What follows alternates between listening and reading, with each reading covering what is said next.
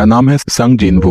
मैं एक E rank का हंटर हूँ। हंटर एसोसिएशन में जितने भी हंटर्स है, ई रैंक सबसे ज्यादा लोएस्ट है, फिर भी मैं उसमें भी सबसे ज्यादा कमजोर हूँ। मैंने कभी सोचा नहीं था मेरे साथ कभी ऐसा होगा। शुरू में हमें जिनवू को दिखाया जाता है, उसके हाथ में बहुत ज्यादा खून है। वो एक तलवार को पकड़ता है और सामने की तरफ करता है, और उसको देखते हैं बहुत ज्यादा खून से लथपथ है, पूरी बॉडी से बहुत ज्यादा खून निकल चुका है। और उसके सामने दिखाया जाता है बहुत बड़े बड़े मॉन्स्टर्स उसके तरफ आगे बढ़ रहे हैं। वो मॉन्स्टर उस पर हमला कर देता है। वो बस अब मरने ही वाला है।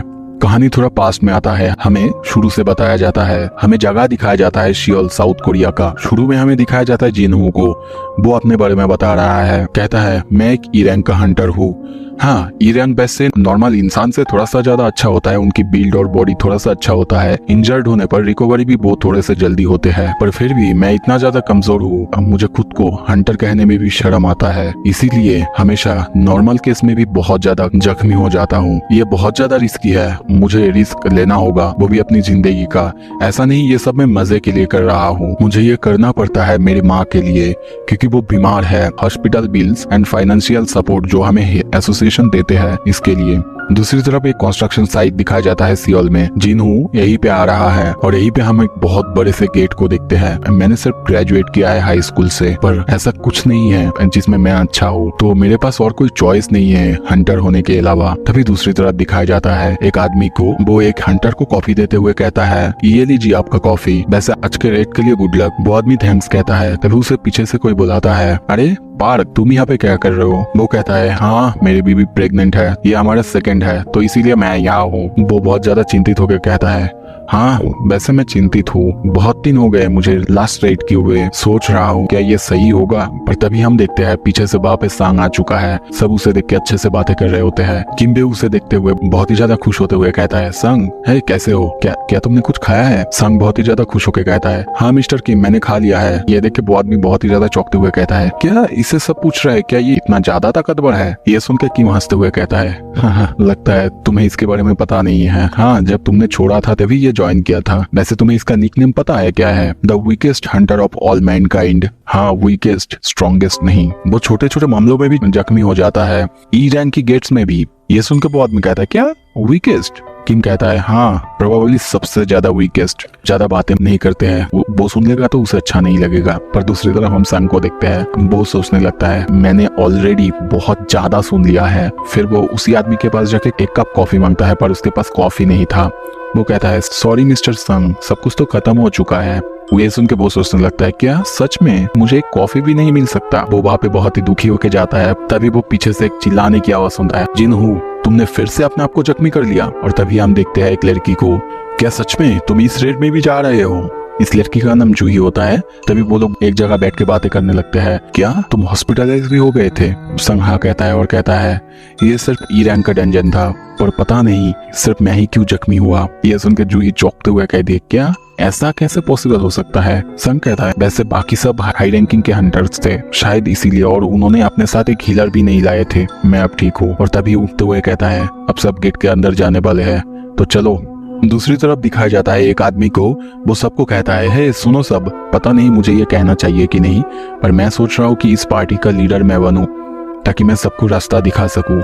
उसके बात सुन के सब खुश होते हैं और कहते हैं, हाँ तुम ही बन सकते हो, तुम हम में से सबसे ज्यादा ताकतवर हो। सब वोट करने लगते हैं और सब मान जाते हैं। सब गेट के अंदर एक एक करके जा रहे होते हैं। तभी किम संग को देख के कहता है, हे संग हमारे पीछे ही रहना, पता नहीं कब तुम खुद को जख्मी कर लो। ये सुन के संग थोड़ा सा इम्प्रेस होते हुए कहता है, हाँ, ओके।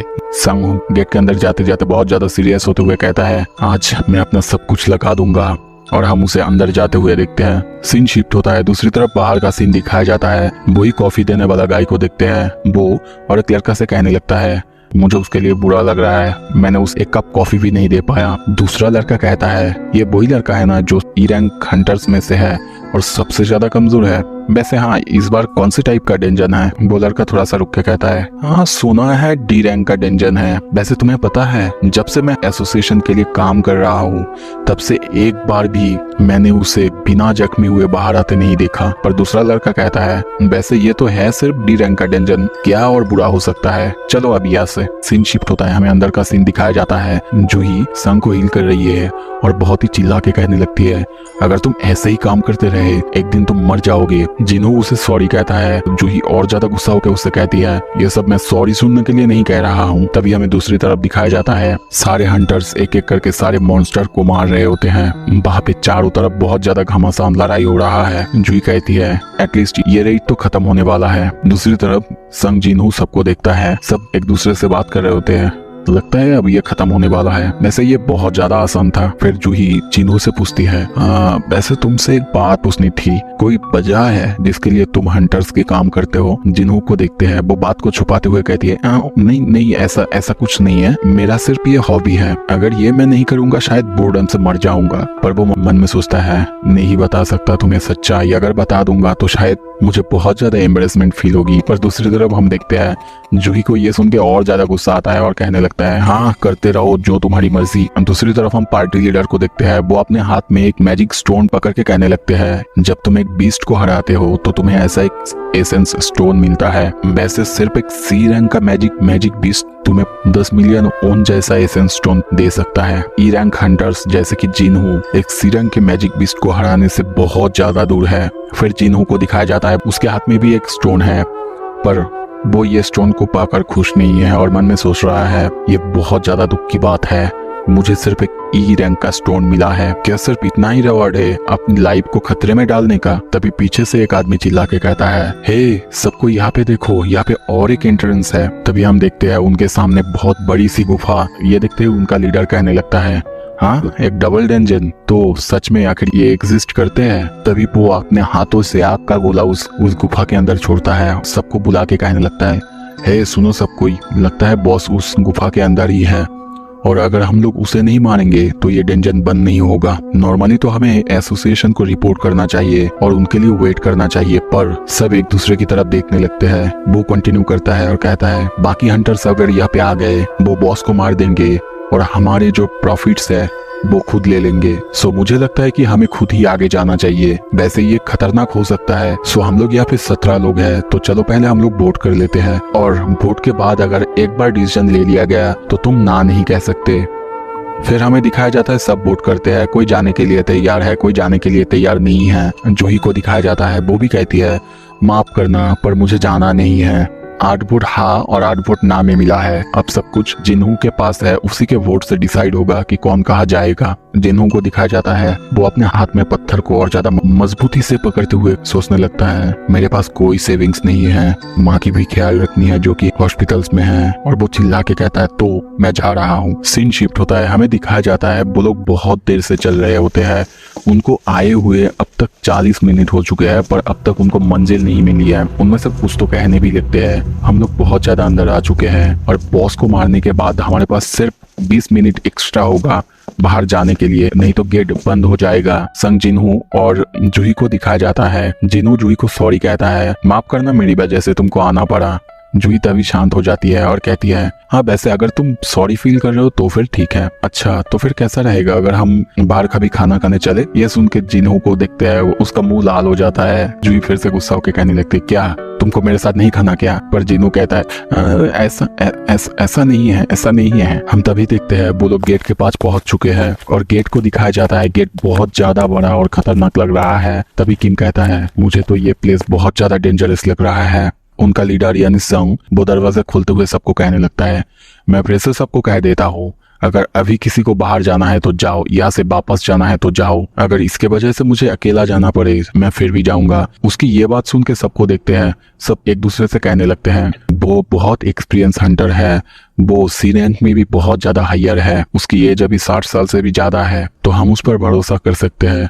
तो चलो सब चलते हैं। दरवाजे को खोलते हुए देखते हैं। सॉन्ग कहता है मैंने जितना सोचा था ये उससे भी आसानी से खुल गया है। वहां के सारे टॉर्चेस अपने आप जल जाते हैं और हमें दिखाया जाता है कुछ बहुत बड़े बड़े खतरनाक मूर्तियां। ये देख के वो सब कहने लगते हैं हमने कभी भी ऐसा डेंजर नहीं देखा। हम देखते हैं वहां पे चारों तरफ कुछ नहीं था, सिर्फ कुछ मूर्तियां और चारों तरफ बहुत ज्यादा सन्नाटा। दूसरी तरफ जिन्हों को दिखाया जाता है वो कहता है वैसे तुम सबको नहीं लग रहा है कि कोई हमें देख रहा है? तभी हमें एक मूर्ति को दिखाया जाता है, वो सबसे बड़ा था। जिन्हों उसे देख के कहने लगता है क्या सच में ये तो बॉस नहीं है ना? बाकी सब ये बात सुन के कहता है ये बस एक स्टैचू ही है। सब कोई चारों तरफ ढूंढ रहे होते हैं पर वहां पे कुछ नहीं था। पर तभी देखते हैं वहां पे एक सर्कल को, उसमें कुछ लोगो बना हुआ था। तभी संग को पीछे से आवाज आता है। हम देखते हैं वो सब एक मूर्ति के सामने होते हैं। मूर्ति के हाथ में एक बोर्ड था, उसमें लिखा हुआ था इस मंदिर का नियम। पहला नियम है तुमको गॉड की पूजा करनी है। दूसरा है हमेशा गॉड के लिए अच्छा बोलो। तभी हम देखते हैं जूही जिन्हू को पीछे से खींचती है और कहने लगती है बा देखो वो बड़ी सी मूर्ति। मुझे लगता है कि उसकी प्यूपिल मूव कर रही थी और वो हमारी तरफ देख रहा था। पर जिन्हू कहता है क्या, शायद तुमने कोई मिस्टेक कर ली है।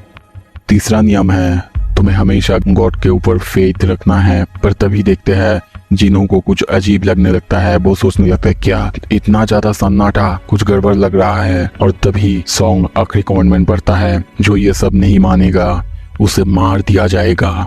और तभी धड़ाम करके आवाज होता है और सब पीछे देखते हैं। हमें दरवाजे को दिखाया जाता है, दरवाजा बंद हो चुका है। एक लड़की को देखते हैं, वो डरते हुए कहती है अभी हम क्या करें, दरवाजा तो बंद हो चुका है। और दूसरी तरफ एक आदमी को देखते हैं, वो चिल्ला के कहता है अब मैं थक चुका हूँ इन सब से, हमें यहाँ पे आना ही नहीं चाहिए था, मैं जा रहा हूँ। तभी वो उन सब को छोड़ के जाने लगता है और जाते जाते कहता है जो भी मिले उस बॉस को मारकर तुम सब खुद ही रख लेना। और वो दरवाजे के पास पहुंच चुका है। पर तभी हम देखते हैं सोंगू डर जाता है और चिल्ला के कहने लगता है उस दरवाजे को मत छुओ। पर तभी एक स्लैश में हम देखते हैं उसका धड़ से सर अलग कर दिया जाता है। दरवाजे के ऊपर पूरी तरह से खून लग जाता है और हमें दिखाया जाता है दरवाजे के पास जो पत्थर की मूर्ति खड़ा हुआ था वो अपने हथियार से उस आदमी को मार चुका है। ये देख के सबकी पूरी तरह से फट चुका है, सब पूरी तरह से डर चुका है और कहने लगता है कि सच में वो चीज अभी हिला, क्या हमें उन सब से लड़ाई करना होगा। दूसरी तरफ जिन्हों को देखते हैं, वो बहुत ज्यादा डर चुका है। और तभी जूही चिल्ला के कहती है वहां देखो उसकी उसकी उसकी आंखों की मनी। जिन्हों ये सुनते हुए डरते हुए मन में सोचने लगता है अगर इसने जो बोला वो सच हुआ तो ये। और वो पीछे देखती है, मूर्ति को देखते हैं, सच में उसका आंखों की मनी मूव कर रहा था। ये देख के जिन्हों पूरी तरह से डर चुका है। सो इसी के साथ दोस्तों ये एपिसोड यहाँ पे खत्म करते हैं। थोड़ा सा लंबा हो चुका है पर चलता है क्योंकि आगे जाकर ये बहुत ज्यादा इंटरेस्टिंग होने वाला था।